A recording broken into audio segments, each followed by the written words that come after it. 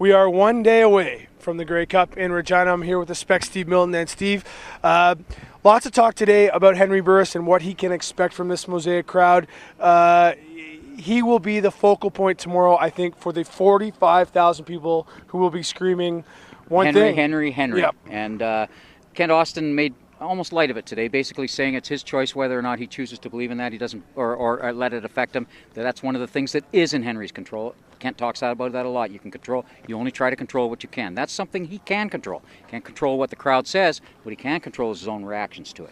And I think he'll be okay with that. I think we should talk a little bit about the possible negative effects of this crowd. Obviously, they'll be very pumped up early in the game. I think there's a potential negative, though, which is the fact that if Saskatchewan falls behind, particularly if they fall behind by a couple of scores, you could start to feel the tension in the building rise. We call it the sphincter factor, and probably shouldn't say that, on a family radio, on a family show, video, yeah. But basically, and I've compared it before to the hockey rink in Ottawa, when things get a little tense, all of a sudden it goes apprehensive. And apprehension is kind of a communicable disease, and it communicates down to the field. It really can.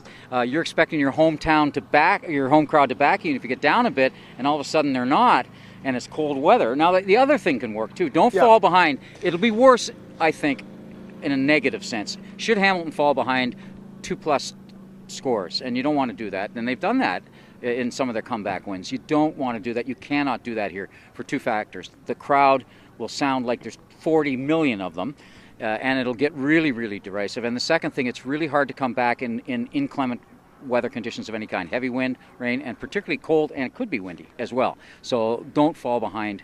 Actually, neither team fall behind. This big time. I mean, the weather is starting to look a little better. They're talking about -2 to start the game. Ken Austin talked about the fact he's quite happy about that because it gives him a few more game planning options. I do think, it won't be warm necessarily, but I do think that gives the Ticats, it balances the scales at least a little bit. And I think who that probably helps the most, Drew, having talked to them just an hour ago, is the kickers, because this is an extraordinarily hard turf. Particularly on Wednesday, I wasn't here, but you were, and the kickers could not get their plant foot planted. They're saying that even today it's the best it's been all week, and if it's it's probably another. What are we at now? We're about 15 below, something like that. So if it's 17 more degrees warmer, then the plant foot just allows the kicker to be more stable, both the punter and the kicker. Yep, and I think it's going to be an issue for CJ Gable too. I think if it's warmer, it takes the weather out of his head, takes it out of the head of some of the guys who just are not used to this experience. I think we should talk a little bit about the legacy of this Hamilton team, given where they are. We are one game away from the first Grey Cup that a Hamilton team has played in since 1999. But this has been a unique season in so many different ways. What will the legacy of this team be, win or lose, in your mind? Well, I think win or lose, this has been an extraordinary season, a tribute to the players, a tribute to the new coaching staff, a tribute above all to the organization that made it seem that it wasn't that big a deal. But here, when we come to an objective tableau, which is where everybody from across the country is finally analyzing the Ticats, there has been an incredible focus on how hard a season it has been. And what's happening now? The players are saying it. But they're not saying it in a bad way. What they're saying is, look what we overcome. So it was a lot harder to overcome than they ever gave us indication of. So I think that it's been a tremendous season that everybody should be proud of. Mayor Britannia and I were talking about this, and Bob, of course, goes back farther in Hamilton football than either you or I and most people in the city.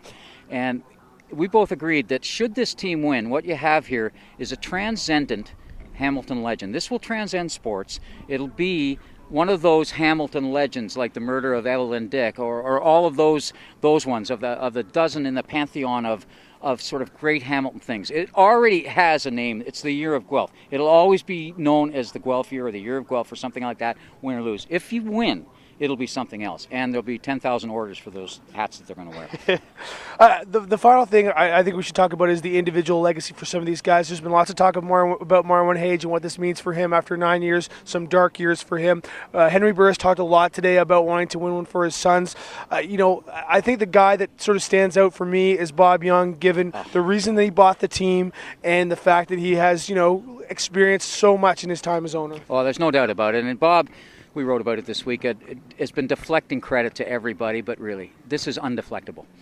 This Bob Young deserves to be here. He deserved to be here 5 or 6 years ago for the. I don't even want to guess how much money. And it's not just money that he put into it. It's sort of the heartbreak every single year. After the elimination game, every year, you just think, oh, no, that didn't happen for Bob again. And really, that's the guy you cheer for. We're neutral observers, but I was here when this team was bankrupt. I honestly did not know if it would go to the next year. And Bob came and predicted that they would get a new stadium and they would win a Grey Cup. They haven't won one. They're in one though, and that's certainly, there's no doubt now that there's going to be a new stadium. Final thoughts on this game, Steve?